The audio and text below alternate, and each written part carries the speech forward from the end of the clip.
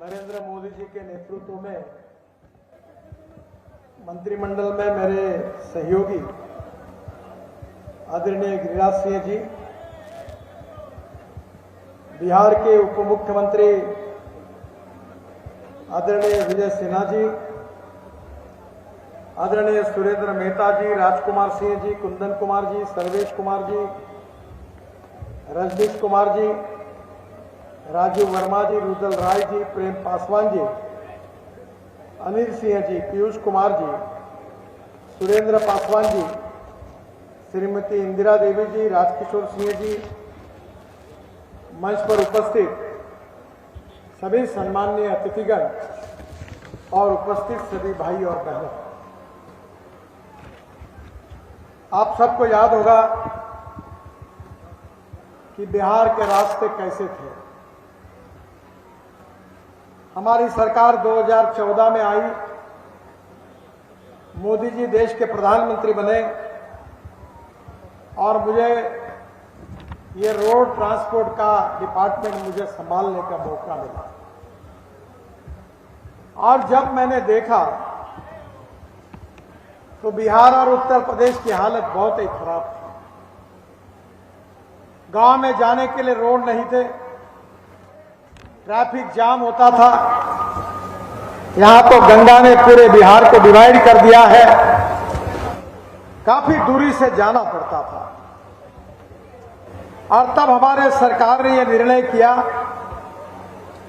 कि हम बिहार को और उत्तर प्रदेश को, ये जो पिछड़े हुए राज्य की बात हो रही है, उन राज्यों को हम विकास की ओर लेके जाएंगे। और मुझे आज इस बात की खुशी है कि कांग्रेस ने और लालू जी ने जो 60 साल में नहीं किया, वो 10 साल में कमाल हमने बिहार में करके दिखाया। आज करीब 80,000 करोड़ के ग्रीन एक्सप्रेस हाईवे बन रहे हैं। बिहार तेजी से बदल रहा है और केवल रोड नहीं बनते। आप याद रखिए, आपकी गरीबी, आपकी भूखमरी, आपकी बेरोजगारी अगर दूर करनी है तो सबसे पहले आपको क्या चाहिए? आपको अच्छे रोड चाहिए, पानी चाहिए, बिजली चाहिए और टेलीकम्युनिकेशन के साधन चाहिए। ये 4 चीजें जहां होती है वहां उद्योग और व्यापार बढ़ता है, और जहां उद्योग और व्यापार बढ़ता है वहीं रोजगार मिलता है। मैं हमारे ऑफिस में मैंने American president John F Kennedy ji का एक बहुत बड़ा ऐतिहासिक वाक्य लिख कर रखा है। उन्होंने क्या कहा था? उन्होंने कहा था कि American roads are not good because America is rich, but America is rich because American roads are good. उसका अर्थ ऐसा है कि अमेरिका धनवान है, इसके कारण अमेरिका के रास्ते अच्छे नहीं हुए, तो अमेरिका के रास्ते अच्छे हुए, इसके कारण अमेरिका धनवान हुई। गिरिराज जी हमारे जिस डिपार्टमेंट के मंत्री है, उन्होंने अनेक गांवों को मजबूत रोड से भी जोड़ने का काम किया। मैं आपको बताना चाहता हूं, मैं मुंबई में मंत्री था, महाराष्ट्र में। आप कभी मुंबई आओगे तो आपको देखने के लिए मिलेगा कि मैंने मुंबई में 55 उड्डान पुल बनाया, पहले देश का मुंबई पुणे एक्सप्रेस हाईवे बनाया, और समुद्र में जो आप टीवी पे देखते हो वर्ली बांद्रा सी लिंक प्रोजेक्ट बनाने का सौभाग्य भी मुझे मिला। जब हमारी सरकार नहीं आई फिर से, तो अटल बिहारी वाजपेयी देश के प्रधानमंत्री थे। अटल बिहारी वाजपेयी जी ने मुझे बुलाया और मुझे कहा कि आपने शहरों में बहुत काम किया है, अब गांव को जोड़ने वाली योजना आप तैयार करो। मेरे अध्यक्षता में एक कमेटी तैयार हुई। जिसमें रिजर्व बैंक के डिप्टी गवर्नर थे, नाबार्ड के चेयरमैन थे। 3-4 महीने हमने मेहनत की और बाद में एक रिपोर्ट तैयार करके मैंने अटल बिहारी वाजपेयी जी को सौंपा और 15 दिन के बाद लाल किले पर डॉक्टर अब्दुल कलाम साहब ने उस योजना की घोषणा की जिसका नाम प्रधानमंत्री ग्राम सड़क योजना है। और मैं आपको बताना चाहता हूं कि हिंदुस्तान में 6.5 लाख गांव है। इन 6.5 लाख गांवों में से 4.5 लाख गांवों को मजबूत रोड से जोड़ने का काम इस देश के इतिहास में किसी ने किया होगा तो वो अटल बिहारी वाजपेयी जी ने। और वही विरासत को लेकर आदरणीय गिरिराज जी मेरे बड़े प्रिय मित्र हैं।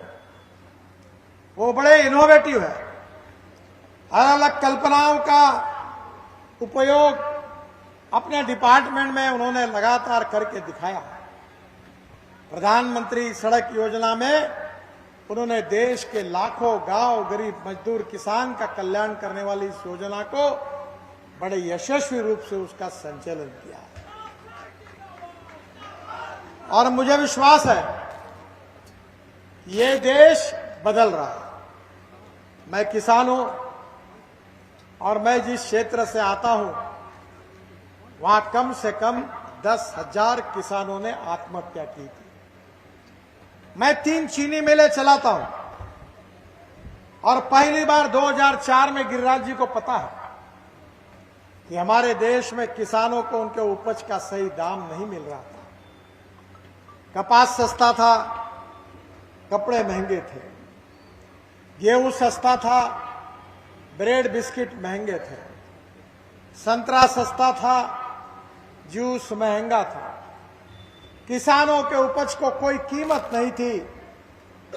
और उस समय अटल बिहारी वाजपेयी जी ने मुझे पेट्रोलियम मंत्री राम नाईक जी के साथ में ब्राजील भेजा और मैं ब्राजील गया था।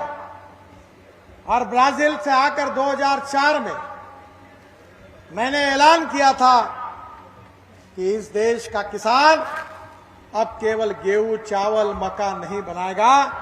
इस देश का जवान, इस देश का किसान अब देश के लिए पेट्रोल डीजल का पर्याय देने वाला इथेनॉल बनाएगा। आपको खुशी होगी कि किसान केवल अन्नदाता नहीं है। हमारी सरकार की सोच को समझो और समझकर बात करो। हमने तय किया कि हमको गांव, गरीब, मजदूर, किसान का कल्याण करना है। गांवों को सुखी, समृद्ध और संपन्न बनाना है। किसानों के फसल के सही दाम देना है और युवा लोगों के हाथों को काम देना है। और इसीलिए बहनों और भाइयों, अब किसान केवल अन्नदाता नहीं है, अब किसान ऊर्जादाता बन गया। ऊर्जादाता। ये गिरिराज जी की पूरी कॉन्स्टिट्यूंसी है ना, इसको जितनी बिजली लगती है उससे ज्यादा बिजली मैं जो किसानों के लिए शुगर फैक्ट्री चलाता हूं वो उतनी बिजली तैयार करते हैं। बिजली किसान 380 मेगावाट बिजली तैयार करते हैं। मुझे मालूम नहीं बिहार सरकार कितनी करती है, पता नहीं मुझे। एनटीपीसी की बिजली ज्यादा यूज करती है। हाँ, मेरे को मालूम नहीं, पर एक समय आया था बिहार सरकार जितनी करती है उससे बराबर हम बिजली तैयार करते हैं। हाँ, और अब इसलिए हमने किसान को अन्नदाता से ऊर्जादाता बनाया। और वहां हम रुके नहीं, अब हमने किसान को ऊर्जादाता से ईंधन दाता बनाया। ये इथेनॉल हमने लाया। मेरे पास इनोवा की गाड़ी है, हाइड्रोजन पे चलने वाली गाड़ी है, इलेक्ट्रिक पर चलने वाली गाड़ी है और गिरिराज को सब गाड़ियों में मैंने घुमाया। अब हमारे देश में शुगर केन जूस से इथेनॉल बनता है, मक्के से इथेनॉल बनता है, ब्रोकन राइस से इथेनॉल बनता है, ये जो राइस स्ट्रॉ है जिसको हम परली कहते हैं उससे इथेनॉल बनता है, बांबू से इथेनॉल बनता है। हमारे देश में 16 लाख करोड़ रुपए देश के बाहर जाते हैं और हम खाड़ी देशों से पेट्रोल डीजल आयात करते हैं। पर हमारी सरकार ने अगर कोई काम किया होगा तो किसान को अन्नदाता से ऊर्जादाता बनाया, ऊर्जादाता से ईंधन दाता बनाया, और अब ईंधन दाता नहीं तो अब पंजाब और हरियाणा में मैंने इनिशिएटिव लिया और जो पराली जलाते थे जिससे प्रदूषण होता था उससे बिटुमिन बन रहा है, बिटुमिन डांबर बन रहा है। अब किसान डांबर भी बना रहा है। पानीपत में प्लांट लगा हुआ है इंडियन ऑयल का, 1 lakh litre ethanol per day तैयार होता है, 150 टन डांबर तैयार होता है और 76,000 टन हवाई ईंधन तैयार होता है जिसके ऊपर हवाई जहाज चलेंगे। आप शायद मुझे जानते नहीं क्योंकि मैं आपके एरिया में कम आया हूं, पर मैं झूठी बात और झूठे वादे करने वाला फोकनाल लीडर नहीं हूं। जो बात कहता हूं वो डंके की चोट पर पूरी करके दिखाता हूं। 10 साल में मेरे भाषण पूरे मीडिया वाले रिकॉर्ड कर रहे हैं। कोई माय का लाल पैदा नहीं हुआ, जो बात मैंने कही वो जंग नहीं हुई, वो कहने वाला कोई तैयार नहीं। और इसलिए मैं आपको आश्वासन दे रहा हूं कि आने वाले 5 साल में ये हीरो, होंडा, बजाज, टीवीएस, इसके स्कूटर और मोटरसाइकिल, मैं ट्रांसपोर्ट मंत्री हूं, अथॉरिटी हूं इसका, ये पूरी किसानों ने तैयार किए हुए 100% इथेनॉल पर चलेगी।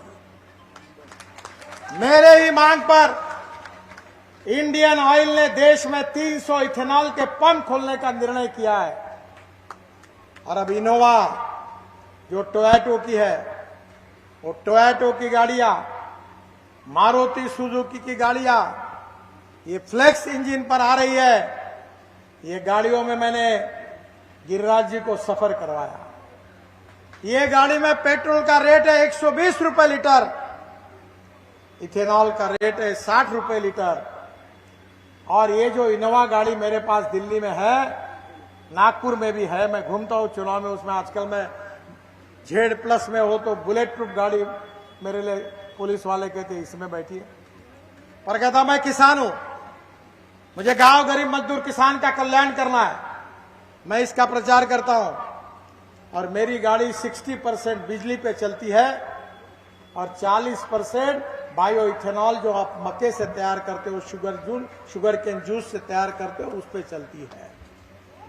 अगर आज मैं आपको सवाल पूछना चाहता हूं कि अगर आपके यहां आप मक्का लगाते हो, चावल लगाते हो, और अगर इससे पेट्रोल बनेगा, इथेनॉल बनेगा, तो इसके भाव बढ़ेंगे, तो फायदा किसको होगा? मैं 10 साल से जब जब बिहार आता था तब तब नीतीश कुमार जी को, इनको सबको कहता था कि मक्के से इथेनॉल शुरू करो, ब्रोकन राइस से इथेनॉल शुरू करो। और मुझे खुशी है कि आज बिहार में भी प्रोजेक्ट शुरू हो रहा है और वो दिन अब बेगूसराय में यहां भी प्रोजेक्ट शुरू हो रहा है। और मैं आपको बताता हूं कि स्पाइस जेट का विमान देहरादून से दिल्ली किसानों ने तैयार किए हुए इथेनॉल से bio aviation fuel, sustainable aviation fuel, जिसका मतलब है हवाई ईंधन, वो किसानों ने तैयार किया। उसके ऊपर स्पाइस जेट का विमान देहरादून से दिल्ली तक यशस्वी रूप से आया, मैंने उसका स्वागत किया। अब टाटा का एयर एशिया का विमान भी, वो भी चला, और अब बेगूसराय में इथेनॉल तैयार होगा, हो रहा है। अब आगे इसमें से हवाई जहाज भी चलेंगे, कार भी चलेगी, स्कूटर भी चलेगी, मोटरसाइकिल भी चलेगी, प्रदूषण भी कम होगा, आयात भी कम होगी, और किसानों को फसल के सही दाम मिलेंगे और गांव के जवान लोगों के हाथों को काम मिलेगा। मक्के का कीमत दुगना हो गया। हाँ, मक्के का जी 12 रुपये था, 19 में, अभी 22 है। देखो मक्के की कीमत बढ़ गई। अगर मक्का खरीदने वाली इथेनॉल की फैक्ट्री नहीं होती तो क्या होता? ये क्यों नहीं किया कांग्रेस वालों ने? कांग्रेस और इतने दिनों में शासन था ब्राजील में, 1954 से लेकर इथेनॉल चल रहा है। क्यों नहीं लाया उसको? इंपोर्ट करते रहे गैस को, पेट्रोल को, डीजल को। महंगा पेट्रोल डीजल आप खरीदते, मिट्टी का तेल खरीदते। ये मिट्टी के तेल की जरूरत ही क्या है? कोई जरूरत नहीं है। पर यह क्रांति अगर किसी ने की तो मोदी जी के नेतृत्व में जो हमारी सरकार आई उसने की। अब केवल इसके ऊपर हम रुके नहीं है। अब इसके लिए गिरिराज जी को पता है कि पानी से हाइड्रोजन निकालकर अब हमने गाड़ियां लाई है। मेरे पास हाइड्रोजन पे चलने वाली गाड़ी है, उसका नाम है मिराई। मिराई जापानी वर्ड है। मिराई का अर्थ होता है भविष्य। हमारा भविष्य का फ्यूल है हाइड्रोजन, और मैंने हाइड्रोजन की गाड़ी मेरे पास है जिसके ऊपर भी गिरिराज जी ने चक्कर लगाया। मैं झूठ नहीं बताता। ये सब होने वाला है। गांव में जो अंधेरा है, गरीबी, भूखमरी, बेरोजगारी का, वो छटेगा। गांव का विकास होगा। गांव में अच्छे रोड होंगे। गांव में किसानों को उसके फसल के सही दाम होंगे। गांव के युवाओं के हाथों को काम होगा। केवल स्मार्ट शहर नहीं तो स्मार्ट देहात भी बनेंगे और आपका जीवन सुसह्य होगा। ये हमारा सपना है। हम राजनीति में मंत्री और सांसद बनने के लिए नहीं आए। हमको समाज बदलना है। मैं तो 1975 में मैट्रिक की परीक्षा पास करने के लिए मेरी एग्जाम थी। जयप्रकाश जी का आंदोलन शुरू हो गया। मैंने अपने शिक्षा की तरफ ध्यान नहीं दिया और पूरी तरह आंदोलन में शरीक हो गया। जब इंजीनियरिंग कॉलेज की एडमिशन हुई तब मुझे एडमिशन नहीं मिली, क्योंकि मेरे को 49.26% मार्क मिले। 50% के ऊपर मार्क होते साइंस ग्रुप में, तभी इंजीनियरिंग को एडमिशन मिलती और मैं इंजीनियर नहीं बन पाया। पर बहनों और भाइयों, मैं समग्र क्रांति की जो बात जयप्रकाश जी ने की थी, वही बात को लेकर politics is the instrument of socio economic reform, इस बात पे विश्वास रखकर राजनीति में काम कर रहा हूं। मुझे कोई दुख नहीं है, मुझे इंजीनियरिंग बनने का सौभाग्य नहीं मिला, पर आज मेरे डिपार्टमेंट में 7 वर्ल्ड रिकॉर्ड बने, 7। और आपको शायद मालूम नहीं होगा, मुझे 9 डॉक्टरेट्स मिली है, डिलिट्स, बड़े बड़े यूनिवर्सिटी की। हम देश के लिए काम करना चाहते हैं। हम गांव गरीब मजदूर किसान के लिए काम करना चाहते हैं। यहां कम्युनिस्ट पार्टी खड़ी है, इन्होंने, इनका क्या हुआ? मुझे आपको बताने में, बड़ा देश का इतिहास बताने में खुशी हो रही है। 1947 में 3 विचार प्रवाह थे। एक कम्युनिस्ट विचारधारा थी, सीपीआई और सीपीएम 2 पार्टियां चलाती थी। देश के मजदूर एक हो, लाल झंडा लेके नाचते थे। फिर मैं जब बीजेपी का अध्यक्ष बना तो मुझे चाइना के कम्युनिस्ट पार्टी के अध्यक्ष ने और प्रधानमंत्री जी ने चाइना बुलाया। मैं भारतीय जनता पार्टी के डेलीगेशन को लेकर चीन पहुंचा। जब मैं शंघाई गया तो वहां जो मंगोलियन वंश के चाइनीज थे वर्ल्ड में, उन्होंने प्राइवेट पब्लिक इन्वेस्टमेंट लाकर चाइना का मॉडल बनाया जो कम्युनिस्ट पार्टी के विचारों के खिलाफ था। तब मैंने उनको पूछा, आप कैसे कम्युनिस्ट हो? केवल लाल झंडा है, बाकी आपने सब बातें छोड़ दी। उन्होंने कहा, देश के हित में जो होगा वो हम करेंगे। आज सीपीएम और सीपीआई का बैंड बाजा बज गया। पूरे देश में, वर्ल्ड में ये पार्टियां खत्म हो गई। आपको आश्चर्य होगा, आपको मौका मिलेगा तो हंगेरी नाम का देश है, उसमें जाइए। एक बूढ़ा पेश करके उनकी राजधानी है, कैपिटल। वहां एक बहुत बड़ा बगीचा है और गार्डन के एक कोने में 25-30 मूर्तियां एक कोने में डाल के रखी है, लेनिन, मार्क्स, सबकी। और पानी बरसता है उसके ऊपर।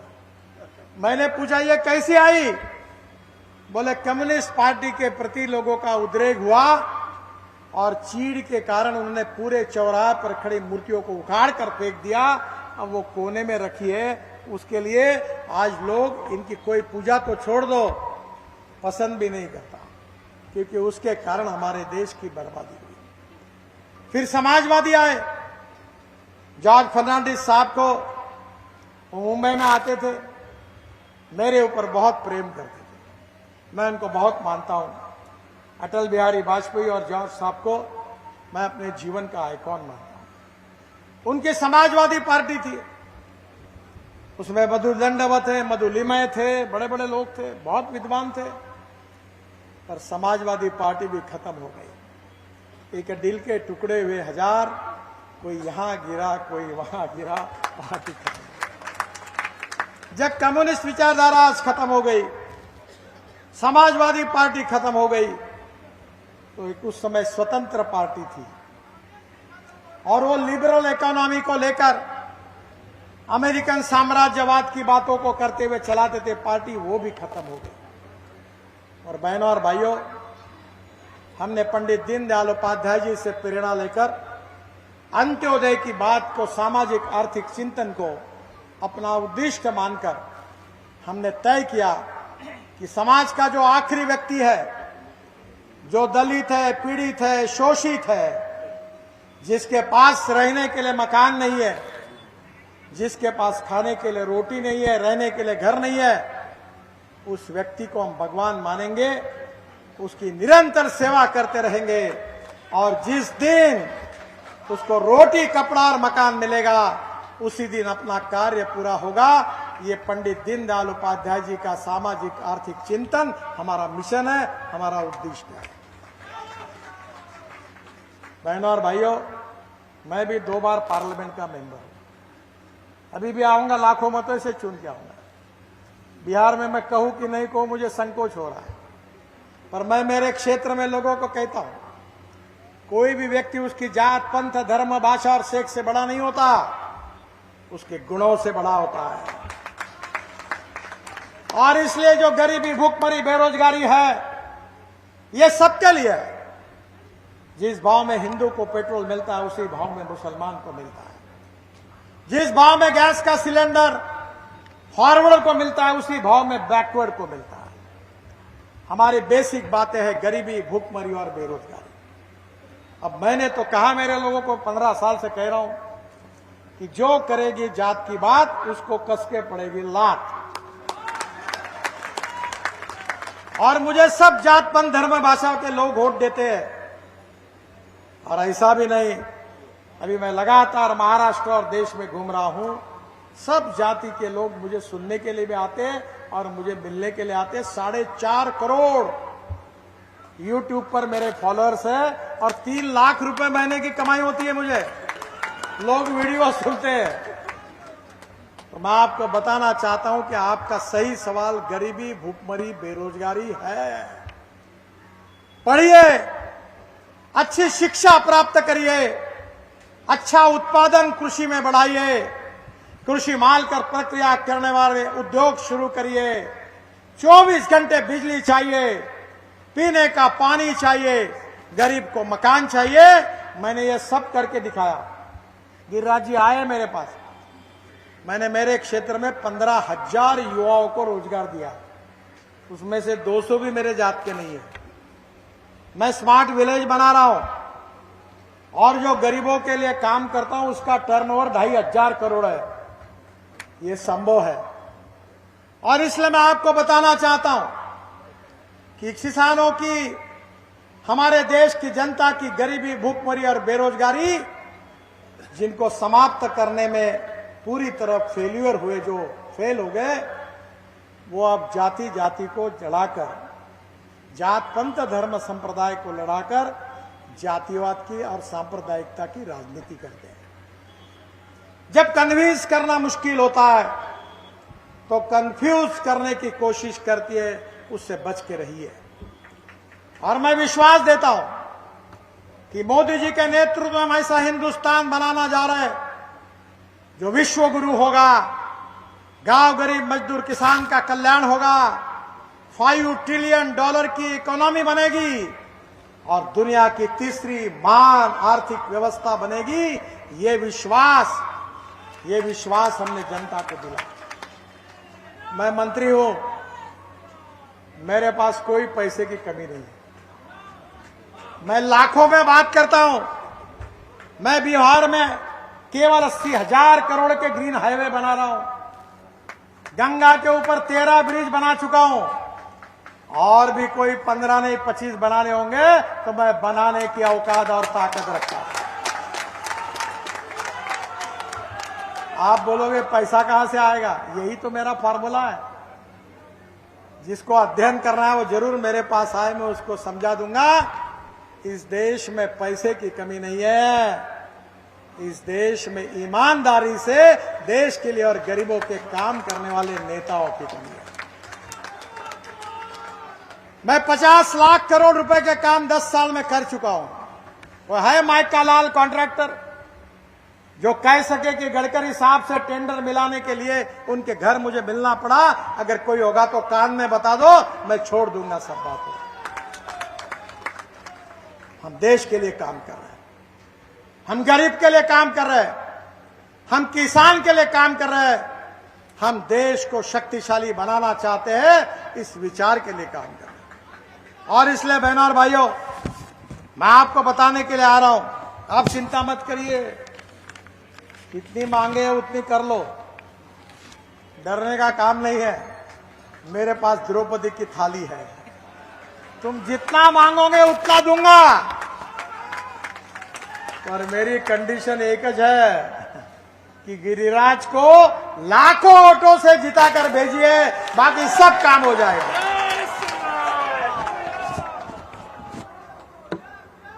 गिरिराज जी ने मेरे पास मांग की थी बेगूसराय के मटिहानी शामो को जोड़ने के लिए 4,400 करोड़ की लागत से 28 किलोमीटर 6 लेन परियोजना गंगा नदी पर 6 लेन ब्रिज का निर्माण कराया जा रहा है। निश्चित रूप से होगा। अभी लैंड एक्विजिशन अगर पूरा होगा तो चुनाव समाप्त होने के बाद 1 महीने के अंदर कार्य का शुभारंभ होगा। ये मैं आपको बताऊंगा। गिरिराज जी ने अपने जूते बहुत घसीटे हैं इसके लिए। मेरा डिपार्टमेंट ये 4,400 करोड़ की लागत के ब्रिज को देखकर मुझे बोल रहा था कि साहब गंगा पर इतने ब्रिज बनाए, इसकी जरूरत ही क्या है? बोला जरूरत केवल इस बात के लिए है कि गिरिराज जी ने मांग की है, इसलिए जरूरी है और ये करना है। तो ये ब्रिज तो हो जाएगा और ये ब्रिज बनने के बाद बिहार में से उड़ीसा, झारखंड, पश्चिम बंगाल दूरी 75 किलोमीटर कम हो जाएगी।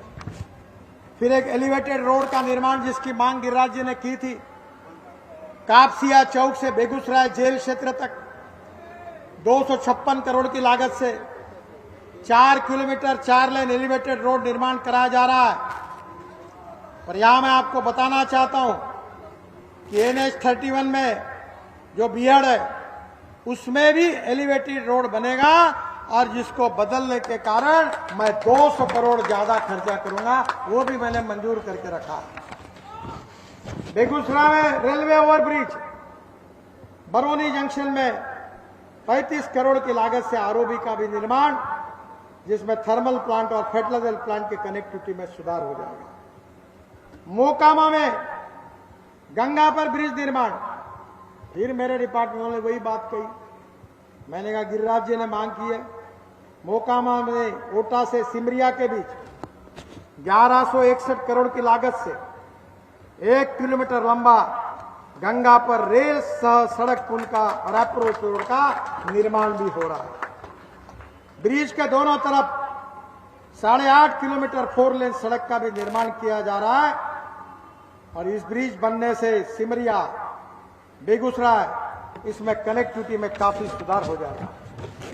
मुंगेर में गंगा नदी पर रेल रोड ब्रिज का निर्माण, हमारे गंगा पर बने rail road bridge Shri Krishna Setu के साथ 14.5 किलोमीटर के अप्रोच रोड का निर्माण होने से खड़गिया बेगूसराय जाने आने की बहुत सुविधा होगी। उत्तर बिहार से मुंगेर आने जाने वालों को 70 किलोमीटर की चक्कर काटकर मोकामा से राजेंद्र पुल तक, ये जो 75 किलोमीटर दूर भागलपुर के विक्रमशील पुल का विकल्प भी चुनना पड़ता था, अब पुल बनने से आवागमन आसान हो जाएगा। मुंगेर खगड़िया के बीच 100 किलोमीटर की दूरी कम होगी, 3 घंटे का समय बचकर वह मुंगेर बेगूसराय 20 किलोमीटर की दूरी और कम हो जाएगी। मेरे पास बोलने के लिए बहुत है, पर आज दिल्ली में मेरी और 2 सभाओं में मुझे जाना है। मैं जब गंगा का मंत्री था तो मैंने जलमार्ग बनाया, और जलमार्ग तो बनाया, और उसके साथ बेगूसराय में और मुंगेर में मैंने ईटीपी दिया, उसके लिए 500 करोड़ रुपए दिए। दोनों शहर के अंदर के ड्रेनेज लाइन को मेरे डिपार्टमेंट से मैंने उस समय पैसा दिया, और ये भी काम उस समय किया। रक्सौल से हल्दिया तक 35,000 करोड़ की लागत से 700 किलोमीटर ग्रीन फील्ड, यानी एकदम खेत से नया रोड बन रहा है। बिहार में 18,000 करोड़ की लागत से 370 किलोमीटर का काम है, जो बिहार से रक्सौल, पूर्व चंपारण, शिवार, मुजफ्फरपुर, वैशाली, समस्तीपुर, बेगूसराय, पटना, लखीसराय को होकर जाएगा। ये भी रोड बन रहा है, और ग्रीन एक्सप्रेस हाईवे बन रहे हैं, और ये सब बनने और बन रहे हैं। इसका श्रेय मुझे नहीं है, इसका श्रेय गिरिराज जोगी को नहीं है, इसका श्रेय नरेंद्र भाई को भी नहीं है। इसका श्रेय अगर सही किसी को है तो मेरे सामने बैठी हुई बेगूसराय की जनता को है। अगर आप गिरिराज जो को चुनकर नहीं देते, मोदी जी देश के प्रधानमंत्री नहीं बनते, तो मैं रोड का मंत्री कहां से बनता, और अगर मैं नहीं बनता तो ये काम कैसे होता। ये आपके कारण हुआ है, और इसलिए आपका आशीर्वाद, आपकी शुभकामनाएं गिरिराज जी के साथ रखिए। पिछले बार जो मार्जिन थी उससे और ज्यादा मार्जिन से उनको जिताइए, लोकसभा में भेजिए, फिर से एक बार मोदी जी के नेतृत्व में काम करने का मौका उनको दीजिए। वो केवल बेगूसराय की नहीं तो बिहार की तस्वीर बदलने का काम करेंगे, और उनके साथ डबल इंजन होगा।